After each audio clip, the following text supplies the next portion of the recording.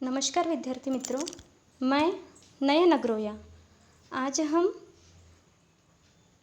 कक्षा 9वीं संयुक्त संस्कृत के अंतर्गत जो संस्कृत व्याकरण है, समास, यह पढ़ेंगे। इसके पहले हमने तत्पुरुष समास के प्रथमा से सप्तमी तक के प्रकार देखे। तो आज हम आगे का उसके देखेंगे। तो पहला है प्रादि तत्पुरुष समास। अब इस समास की व्याख्या देखें। जब समास के पूर्व पद पर प्र, परा, अप, सम, निस, निर, दुस, दूर, वियाणि, अधिसूर, अपि, अनु, अव, उदसी, प्रतिपरि यह उपसर्ग आते हैं, पूर्व पद पर आते हैं, तब यह समास होता है। उदाहरण देखें, निर्भय, निर्भतः, भयम। ठीक है। प्राचार्य, प्रगतः, प्रयः पूर्व पद पर आया है, प्रगतः आचार्यः। अभिमुख, मुखम, अभिगतः। ठीक है। तो मुख यह शब्द पूर्व पद पर आया है, इसीलिए यह प्रादि तत्पुरुष समास है। दूसरा उपपद तत्पुरुष समास। जब समास के उत्तर पद पर धातु आता है तब यह समास होता है। धातु आता है, ठीक है। जैसे वृक्षस्य, वृक्षे तिष्ठति इति।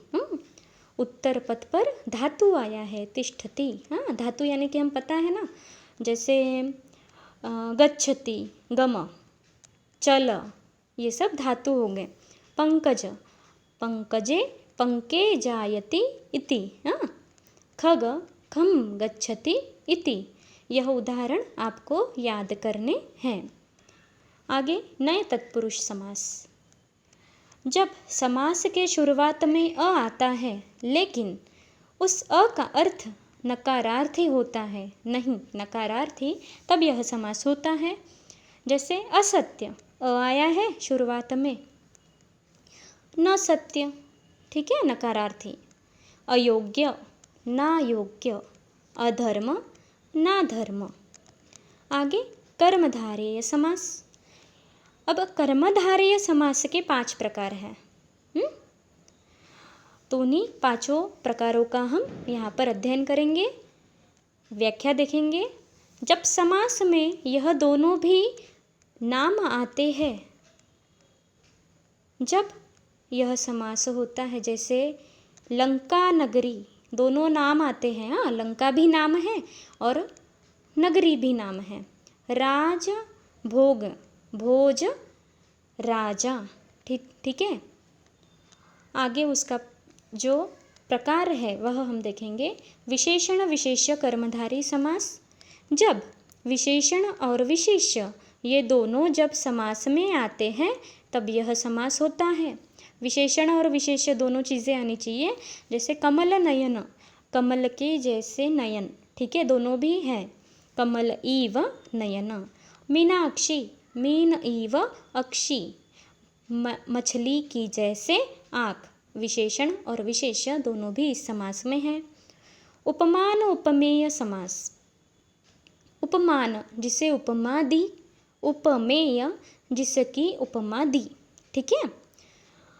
इसमें घनश्याम, घन इव श्याम, ठीक है। महर्षि, महान इव ऋषि। महात्मा, महान आत्मा, यह इसके उदाहरण हैं। आगे विशेषण उभय पद। जब दोनों पद विशेषण रहते हैं तब यह समास होता है।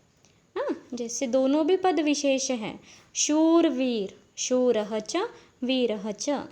दानी मानी, दानी च मानी च, दोनों भी पद विशेषण हैं। अंतर कर्मधारी समास। जब समास के उत्तर पद पर अंतर यह शब्द आता है तब यह समास होता है। जैसे भाषांतर, भाष प्लस अंतर, यह उत्तर पद पे है अंतर शब्द, इसीलिए यह अंतर कर्मधारी समास है। वेशांतर, वेश प्लस अंतर, ठीक है। तो यहाँ पर हमने कर्मधारय समास के 5 प्रकार का अध्ययन किया है। धन्यवाद।